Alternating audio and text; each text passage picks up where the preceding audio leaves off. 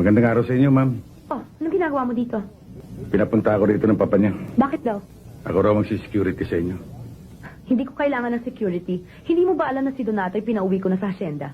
Oo, kaya akong pinalit ng papa niyo. Pwes, bumalik ka sa papa ko at sabihin mo sa kanya ang sinabi ko sa'yo ngayon, okay? Ang sabi sa akin ng papa niyo, huwag daw akong papayag kung sakaling pauwiin niyo ako, nakapareho ni Donato. Ang gusto mong sabihin, mo susundin ang iniuutos ko sa'yo.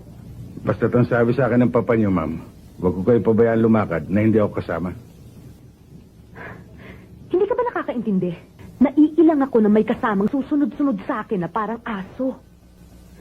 Kaya kong pangalagaan ang sarili ko. Alam ko yan, ma'am. Pero hindi naman lahat ng sumusunod aso. Trabaho yan ng security. Pero kung naiilang kayo na may sumusunod sa inyo, huwag niyo na lang akong pansinin.